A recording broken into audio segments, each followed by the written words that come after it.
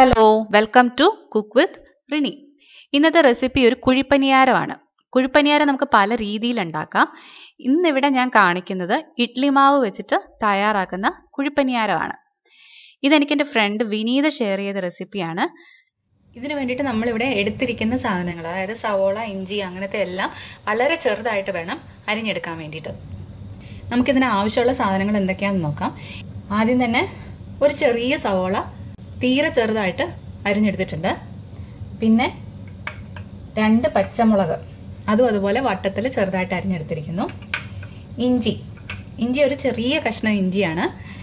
ഇത് ഓപ്ഷണലാണ്. ഇഞ്ചിയുടെ ടേസ്റ്റ് ഇഷ്ടമില്ലെന്നുണ്ടെങ്കിൽ ചേർക്കണ്ട. പിന്നെ കറിവേപ്പില, അത് ആവശ്യത്തിന് വീണ്ടും ചെറുതായിട്ട് അരിഞ്ഞെടുത്തിരിക്കുന്നത്. ഉഴുന്നുപരിപ്പ്, അതൊരു 2 ടീസ്പൂൺ. കായം 1/4 ടീസ്പൂൺ. കായത്തിന്റെ ഫ്ലേവർ ഒരു ഇത്തിരി മുമ്പിൽ നിൽക്കുന്നതാണ് ഇതിന് ടേസ്റ്റ്, അതുകൊണ്ടാണ് അത് 1/4 ടീസ്പൂൺ എടുത്തിരിക്കുന്നത്. പിന്നെ ഒരു നുള്ള് മുളക് പൊടി, അതുപോലെ തന്നെ ഒരു നുള്ള് മഞ്ഞൾപ്പൊടി. ഇത് നമ്മൾ രുചിക്ക് വേണ്ടി ചേർക്കുന്നതല്ല, നമ്മുടെ പനിയാരത്തിന് നല്ലൊരു കളർ കിട്ടാൻ വേണ്ടിയിട്ട് ചേർക്കുന്നതാണ്. പിന്നെ കടുകും ഓപ്ഷണലാണ്. പിന്നെ ഇത് ഉണ്ടാക്കാൻ ആവശ്യമായിട്ടുള്ള എണ്ണ, വെജിറ്റബിൾ ഓയിലാണ് ഉപയോഗിച്ചിരിക്കുന്നത്. മെയിൻ ഇൻഗ്രീഡിയൻറ്റ് ഇഡ്ലി മാവ്. 2 കപ്പ് ഇഡ്ലി മാവാണ് ഇവിടെ എടുത്തിരിക്കുന്നത്. ഒരല്പം വെള്ളം ഞാൻ ചേർത്തിട്ടുണ്ട്. ആദ്യം നമ്മൾ ഈ എടുത്തു വെച്ചിരിക്കുന്ന സവോള, ഇഞ്ചിയും എണ്ണയിലൊന്ന് മൂപ്പിച്ചെടുക്കുകയാണ് ചെയ്യേണ്ടത്. അതിന് വേണ്ടിയിട്ട് ഞാനിവിടെ ഒരു പാൻ വെച്ചിട്ടുണ്ട്. പാൻ ചൂടാകുമ്പോഴത്തേക്കും എണ്ണ ഒഴിച്ചു കൊടുക്കാം. എണ്ണ ചൂടായിട്ടുണ്ട്. അതിലേക്ക് കുറച്ച് കടുക് പൊട്ടിയിട്ടുണ്ട്.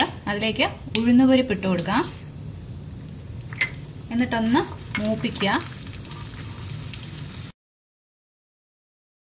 ഉഴുന്നുപരിപ്പൊന്ന് മൂത്ത് വരുമ്പോഴത്തേക്കും നമുക്ക് ഒരു നുള്ള് മുളക് പൊടിയും ഒരു നുള്ള് മഞ്ഞൾപ്പൊടിയും കൂടെ ചേർക്കാം. ഇനി ഇതിലേക്ക് നമ്മുടെ ഇൻഗ്രീഡിയൻസ് ഓരോന്നോരോന്നായിട്ട് ചേർക്കാം. സവോള, പച്ചമുളക്,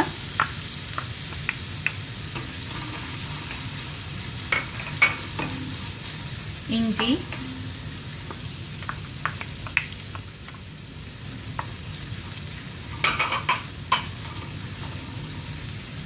കറിവേപ്പില,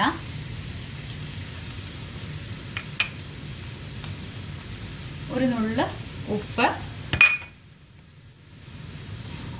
നമ്മൾ മാവിലും ചേർത്തിട്ടുണ്ട്, അതുകൊണ്ട് ഇപ്പോൾ ഇവിടെ ഒരല്പം ഉപ്പ് മാത്രം മതി. പിന്നെ കായം, 1/4 ടീസ്പൂൺ കായം. ഇതിനിയൊന്ന് വഴറ്റിയെടുക്കണം. ഇപ്പോൾ അതെല്ലാം നല്ലപോലെ വഴന്ന് ആവശ്യത്തിന് മൂത്ത് വന്നിട്ടുണ്ട്. ഇനി നമുക്ക് തീ ഓഫ് ചെയ്യാം. ഇനി നമ്മൾ എടുത്തു വെച്ച മാവിലേക്ക് മൂപ്പിച്ചതെല്ലാം കൂടെ ചേർക്കാം. എന്നിട്ടൊന്ന് നല്ലപോലെ മിക്സ് ചെയ്തെടുക്കുക. ഈ സമയത്ത് ഉപ്പ് കൂടുതൽ വേണമെന്നുണ്ടെങ്കിൽ നോക്കിയിട്ട് ചേർത്ത് കൊടുക്കാം. ഇനി ഉണ്ണിയപ്പത്തിന്റെ പാനിലാണ് നമ്മൾ ഈ പനിയാരം തയ്യാറാക്കിയെടുക്കുന്നത്. പാൻ ചൂടാകുമ്പോൾ കുറച്ച് എണ്ണ വീതം ഓരോ കുഴിയിൽ ഒഴിച്ചു കൊടുക്കാം. കുറച്ച് മതി, ഒരു 1/2 ടീസ്പൂൺ എണ്ണയൊക്കെ മതി. ഇത് നോൺ സ്റ്റിക്കിന്റെ പാനാണ്. നോൺ സ്റ്റിക്കിന്റെ പാൻ ആയതുകൊണ്ട് എണ്ണ ഇല്ലാതെയും വേണമെങ്കിൽ ഇത് തയ്യാറാക്കിയെടുക്കാം. ഇനി ഉണ്ണിയപ്പത്തിന്റെ പാൻ ഇല്ല എന്നുണ്ടെന്നുണ്ടെങ്കിൽ കുഴിവുള്ള പാത്രത്തിൽ വേണമെങ്കിൽ ഇത് തയ്യാറാക്കാം. പക്ഷേ കുറച്ചധികം എണ്ണ വേണം അങ്ങനെ ചെയ്യുമ്പോൾ. പിന്നെ നമ്മൾ ഇതിലുണ്ടാക്കിയെടുക്കുന്ന ആ ഷേപ്പ് ഒന്നും കിട്ടില്ല. പെർഫെക്റ്റ് ആയിട്ട് വരുന്നതും ടേസ്റ്റും ഇങ്ങനെ നമ്മൾ ഉണ്ടാക്കുമ്പം തന്നെയാണ്. എണ്ണ ചൂടായിട്ടുണ്ട്. അപ്പം ഒരു ചെറിയ സ്പൂണിൽ കോരി നമുക്ക് ഈ മാവ് ഒഴിച്ചു കൊടുക്കാം. ഇത് പകുതി നിറയുന്ന പോലെ മതി, കാരണം ഒന്നൊന്ന് വലുതാവും നമ്മൾ ഇതിനകത്ത് ആക്കി കഴിയുമ്പോൾ.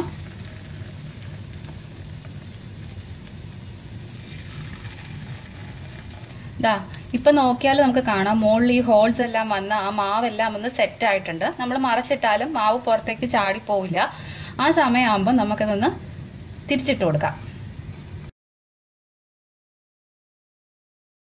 ഇപ്പം നമ്മളെല്ലാം തിരിച്ചിട്ടിട്ടുണ്ട്. ഇനി ആ സൈഡും കൂടി ഒന്ന് ആകണം.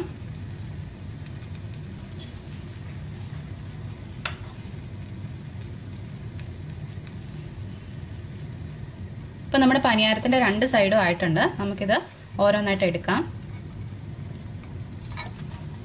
ബാക്കിയുള്ള മാവ് വെച്ചും കൂടെ നമുക്ക് തയ്യാറാക്കിയെടുക്കാം. നമ്മുടെ പനിയാരം എല്ലാം റെഡി ആയിട്ടുണ്ട്. പുറമേ നല്ല ക്രിസ്പിയും അകത്ത് നല്ല സോഫ്റ്റും ആയിട്ടാണ് ഇരിക്കുന്നത്. എല്ലാവരും ഇത് ട്രൈ ചെയ്ത് നോക്കുക. ഇഷ്ടമായെങ്കിൽ എൻ്റെ ചാനൽ സബ്സ്ക്രൈബ് ചെയ്യാനും മറക്കരുത്.